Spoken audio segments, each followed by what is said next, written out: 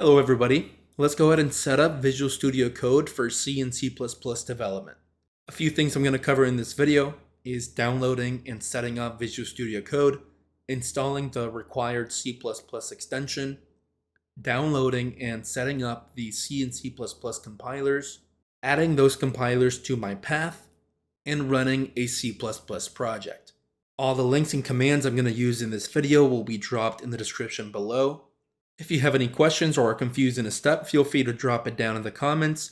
And if you like this video and find it helpful, make sure to subscribe and like this video.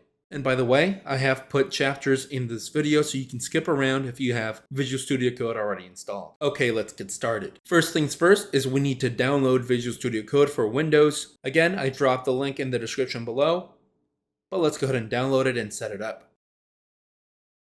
Once the installer comes up, just go through the default settings of setting up Visual Studio Code. Once you get to this screen, I do like to click Create a Desktop icon and then add Open with Code options to my File Explorer. Then go ahead and press Next and install. Once that's installed, go ahead and bring up Visual Studio Code and you will see something like this. I already have a couple extensions installed, but go here to Extensions and we will look for the C and C++ extension. And you're going to want to install this one created by Microsoft. Go ahead and press install, and that's going to take a moment.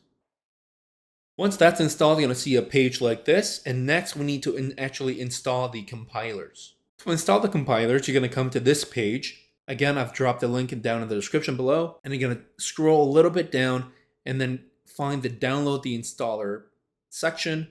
In my case, I have an x86 computer, not an ARM, but if you do have an ARM, make sure you download this one and install it. In my case, I have this one, so I will download and install this one. Once you run that installer and it comes up, you're going to see something like this. Just go ahead and press Next, and now it's asking where you want those compilers installed. In my case, I can see here that it's in the C drive in a folder that follows the name of the actual installer. This is okay with me. If you do change it, just make sure you note where you place those installation files because this will be required for actually configuring our path. In my case, I'm just going to copy this, so Control C, and then go ahead and go with the rest of the installation. Once the installation completes, you'll see a page that looks similar to this. Again, the compilers have been placed within this folder here, and here we can see what that looks like. We can exit out of that. And now we're going to go ahead and click on Finish to close the MSYS2 setup and then run the MSYS2 compilers. So I'll go ahead and click on Finish and then a command prompt will come up. For this command prompt, we want to actually set up the compilers correctly and make sure that they're able to be recognized by Visual Studio Code. So we need to actually use a command here to set those up correctly. Again, I've pasted that command down below so you can copy it. Come over here and simply paste it, and that should look something similar to this, and then you can press Enter. What this is doing, it's installing the toolchain for your compilers. In here, just press Default All, just press Enter again, and then proceed with the installation, capital Y, press Enter, and now you're installing all that toolchain and all those compilers for your machine. Once that's finished installing, you will see something that looks like this, and we can check that the compilers have installed correctly. If within the same terminal we do G++ and version, we can see the version of that compiler, right? But the next thing to do is we need to actually add it to our path, because if we go to a different command prompt and we try doing that same command, version, it will not recognize it and it will not find those compilers. And to do that, we need to actually edit our actual path.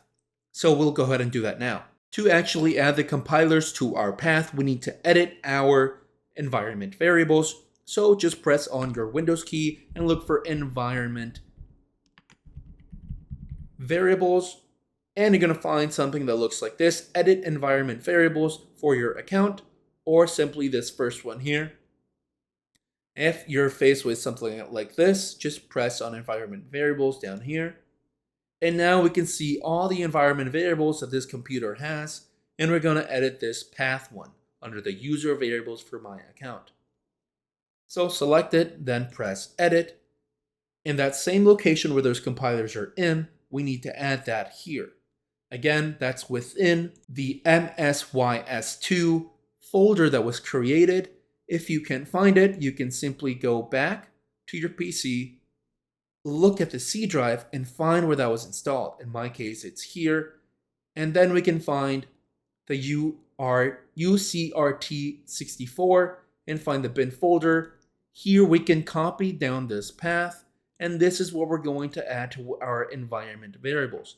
I'm just simply going to press on new, paste it in, OK, OK, and OK again. So now, when I open a new command prompt, the G++ version command will be recognized by my path, and it'll find our compilers. And we can test this again with our other compilers that were actually installed as well. So GCC version, we'll find that one too. And GDB version, we will find that one too. There it is. So now let's exit from here and let's go back to Visual Studio Code. Back in Visual Studio Code, now we actually want to test our compilers that we installed and run a C++ project. So in my case, I'm going to open a new folder, just create it brand new, just call it test project. And here I will go ahead and create a C++ file. Next up, I want to actually paste in some code that will be able to run. I do have some code here available to me. So I will just paste that. And now you see that it's not being recognized by our compiler. So we need to edit Visual Studio Code to actually be recognized by that compiler. We can simply do that by trying to run it and it'll find it. So here we can just press run the C and C++ file.